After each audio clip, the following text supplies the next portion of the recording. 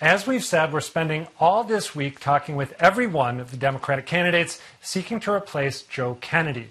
Later on tonight, we'll hear from Newton City Councilor Jake Auchincloss. But first up, we have his fellow Newton City Councilor Becky Grossman, who previously served as an assistant district attorney in Middlesex County and as an associate at the law firm Goodwin Proctor. Becky Grossman, thank you for being here. Thank you for having me. So I'll start off with you the way I'm going to start off with everyone. This is a crowded field, 8 candidates. What sets you apart from your opponents? Well, as you mentioned, I'm a Newton City Councilor, but the job that I cherish most in my life is being a mom to my 2 kids. My daughter Madeline is 9 and recently finished 3rd grade, and my son Jack just finished kindergarten and is 6 years old. I am running for Congress with the fierce urgency of a mom fed up by what is going on in this country and determined to make change. In my son Jack's first days of kindergarten, I had to look at him in the eye and have a conversation with him about what it would mean to run in a zigzag pattern or find a quiet place to hide in his classroom if a shooter were to show up there. That is not a conversation that any parent should ever have to have with their child, or a fear that any child should have to live with going to school. And we know how gun violence has torn apart communities and our neighborhoods and disproportionately communities of color for far too long.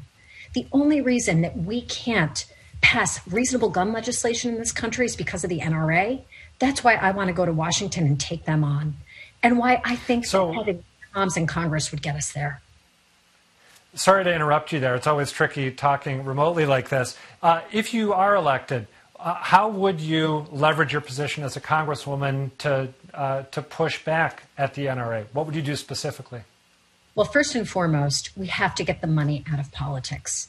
The only reason that we can't take on the NRA right now is because special interests like the NRA, like big oil, like big pharma, have been having a stranglehold over our government for far too long. You know, right now, out of 435 members of Congress, we only have 25 who are mothers of school-age children. I think that if we had 100 or 200 moms in Congress there to fight these battles and take on the NRA, we could make progress on the most urgent challenges before us. You say that big money is a huge part of the problem in terms of the way D.C. works or doesn't work, but isn't that sort of baked in right now in the wake of Citizens United? I mean, the idea of getting big money out of politics is very appealing, but what's a realistic way that you and others could accomplish that? Well, first of all, I think it's a central and very fundamental goal that we have to take on, because if we are going to be able to make progress on the issues that we care about, like tackling the climate emergency, like taking on the NRA, or tackling the unconscionable cost of prescription drugs in this country, then we absolutely have to get the money out of politics, because it is standing in the way of our ability to make progress. And I think we can do it by getting dark money out of politics, by making sure that we're shedding light on where contributions are coming from, and frankly, having publicly funded elections. But frankly, also making sure that we are overturning Citizens United and using every tool at our disposal to take on that incredibly harmful decision. You've talked about guns and the proliferation of gun violence, uncomfortable conversations with your children. You also talk on your Why I'm Running section of your website about climate change. Let's go local again for a second. In your time on the Newton City Council, is there anything that you would point to, whether it's on gun control or climate change, that you would consider a victory at the local level or a meaningful achievement? Yes, on the local level, especially with respect to climate change, I'm very proud of the leadership that we have shown on the City Council in partnership with our mayor and administration, because with Donald Trump abdicating our federal role, withdrawing us from the Paris Climate Accords and rolling back so much of the progress that we've made, it's really put the municipalities, local and state governments front and center in how we can take action. So I'm incredibly proud that we passed a robust climate action plan in Newton, that through my role on the Finance Committee, I played a role in making sure that Newton was divesting from fossil fuel interests under our direct control, to moving forward with the next phase of our solar energy projects in Newton and to getting serious about reforms like making sure we're adding bike capacity and bike lanes to our city, as well as thinking about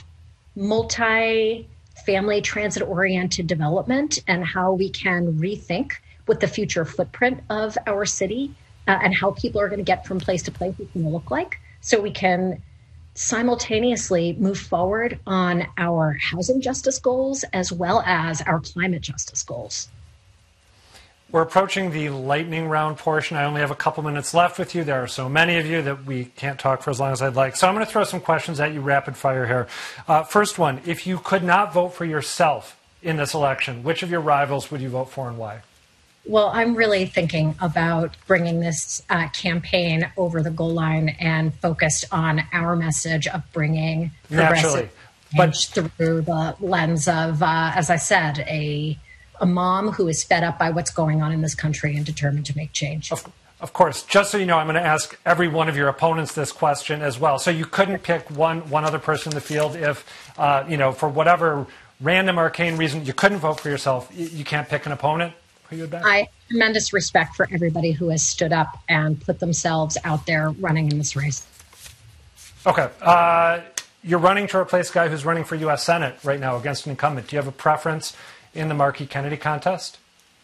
You can count me among those who have great respect for both Congressman Kennedy and Senator Markey and feel glad that we have two strong choices. Okay. And my last question for you, I think, if you make it to Congress, to go back to the scenario that you are focused on as opposed to the alternate scenarios that I've posited, is there a member of Congress who you would look forward to working with especially closely once you got there?